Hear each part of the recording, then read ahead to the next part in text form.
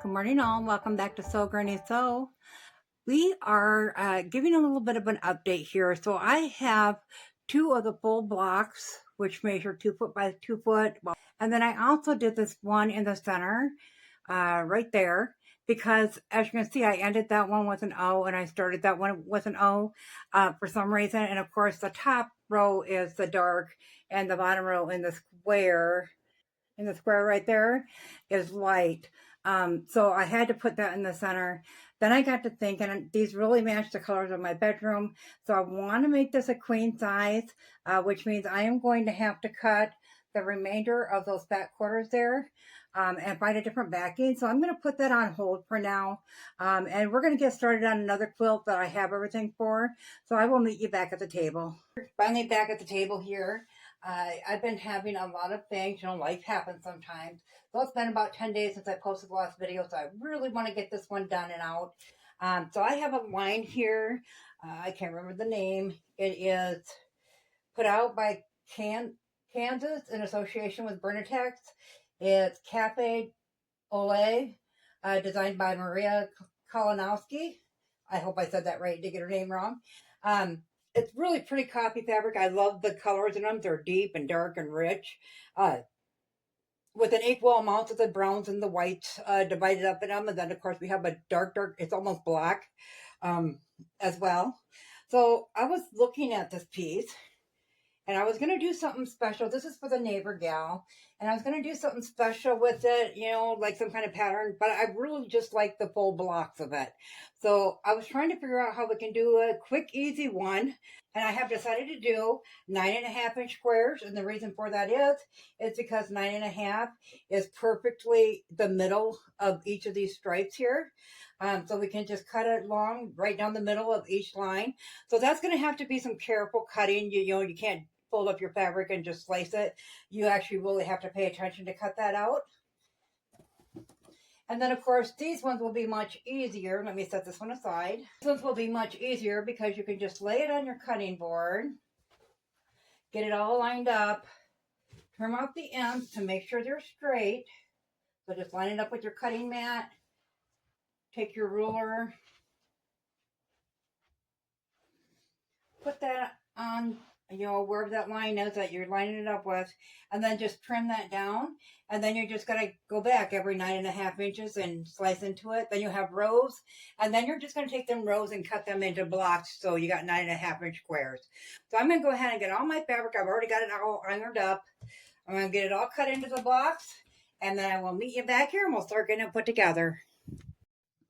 I have all of our blocks cut out, and we do have some extras, so that's nice because now we don't have to worry about binding because we can just make binding out of our extra. We need a total of, because they're 9.5-inch squares and I'm making a 5 by 6 foot quilt, we need a total of 56 squares and we have 64. So you can lay them out and decide what you want where on the floor, but as I said, I can't get down there well, I can get down, I can't get back up.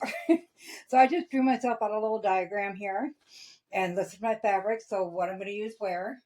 So I'm going to go ahead and put one together here quick so I can show you how we're going to sew them. Pretty simple.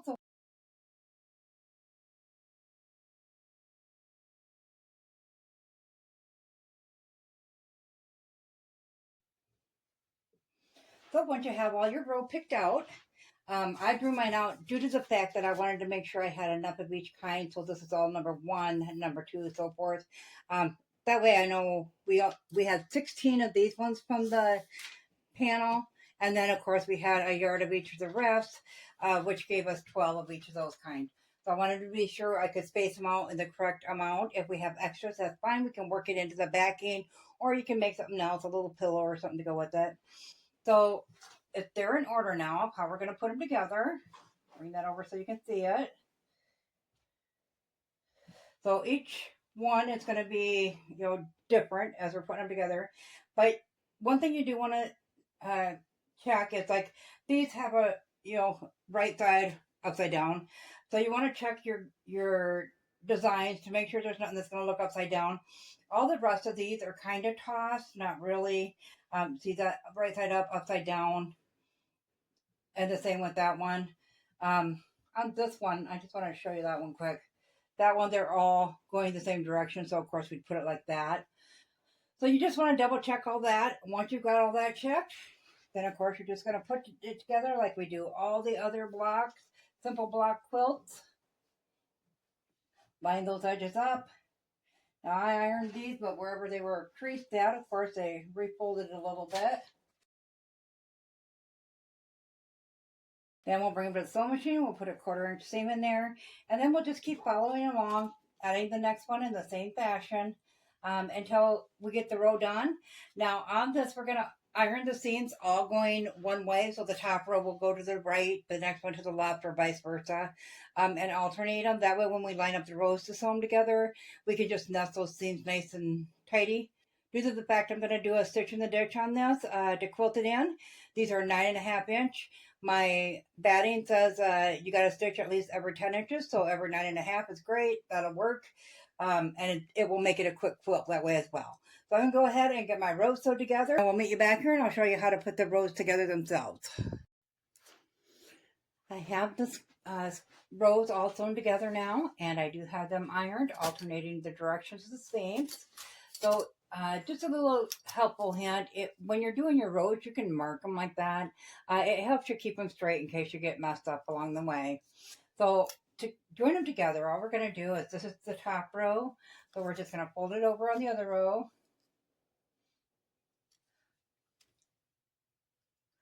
Line up. This is going to be, it's a little over 5 foot. It's about 63 inches long or wide. So it's going to be a little heavy there. We'll just line up those top edges.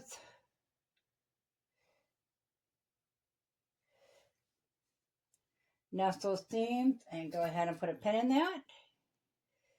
And we're going to go along and pin all of the entirety of the row.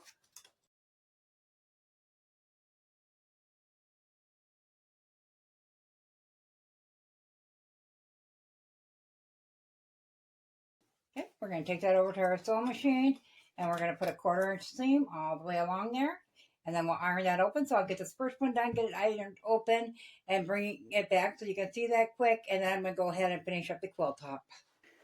I backed it out a little bit so you can get a better view of it because it is quite wide. So this is what it looks like up till now. We have the first 2 rows put together. I'm going to go ahead and finish putting the whole thing together, and I will bring you back one last time. We'll take a look at the finished quilt top. So the quilt top is complete, as you can see. Just a real simple design, real quick quilt to make. So if you're in need of a quick quilt, just grab yourself some yardage or coordinating fabric and cut those squares out. You can make them any size you'd like. Of course, the bigger the squares are, the easier the quilt's going to be. We will be utilizing one of our quilt blocks from our Quilt Builder card deck tomorrow. So be sure to join us back here for that. As always, guys, if you found this video useful, go ahead and give it a big thumbs up. It really helps our channel grow. If you haven't subscribed yet, go ahead and hit that subscribe button because we'd love to have you here at Sew Granny Sew. Thanks all. Have a good day. Bye.